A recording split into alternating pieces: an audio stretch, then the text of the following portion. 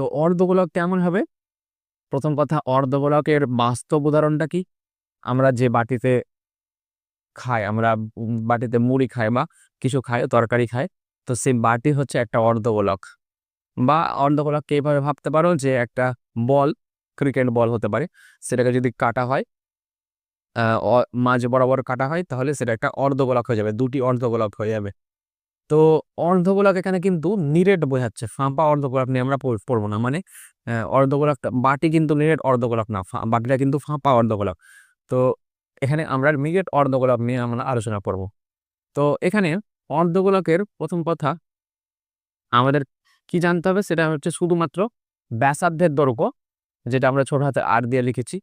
তো ব্যাসার্ধের দৈর্ঘ্য জানলে আমরা জেনে যাব। প্রথম কথা, যে কোনো ঘনবস্তু যখন আমরা পড়ি তখন কি আলোচনা করি? প্রথমে আলোচনা করি তল সংখ্যা, কটি তল আছে।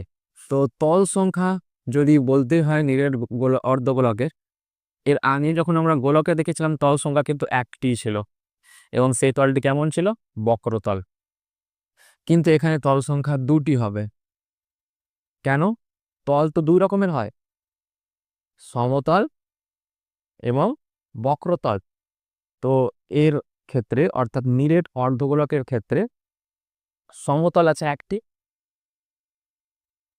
এবং বক্রতলও আছে একটি, তাহলে টোটাল দুটি তল আছে। এই যে উপরে আমরা দেখতে পাচ্ছি, উপরটা হচ্ছে সমতল এবং নিচেরটা হচ্ছে বক্রতল। তো সমতলটা কেমন দেখতে? সমতলটা হচ্ছে বৃত্তাকার। তাহলে বৃত্তাকার সমতল একটি আছে এবং একটা বক্রতল আছে। তো যে সূত্রগুলো আমরা গোলকের ক্ষেত্রেও শিখেছিলাম, প্রথম সূত্র কি? বক্রতলের ক্ষেত্রফল। বক্রতল তো একটি আছে, তাহলে সেই বক্রতলের ক্ষেত্রফলটা আমাদেরকে বের করতে হবে নিরেট অর্ধগোলকে। প্রথমে বলে রাখি, বক্রতলের ক্ষেত্রফলের জায়গায় কোনো জায়গায় পৃষ্ঠতলের ক্ষেত্রফল বা পার্শ্বতলের ক্ষেত্রফলও থাকে, তো একই কথা। তো এটা প্রথমে বক্রতলের ক্ষেত্রফল আমাদেরকে জানতে হবে। এর আগে যখন গোলকের ক্ষেত্রে শিখেছিলাম, বক্রতলের ক্ষেত্রফল হয় 4πr²।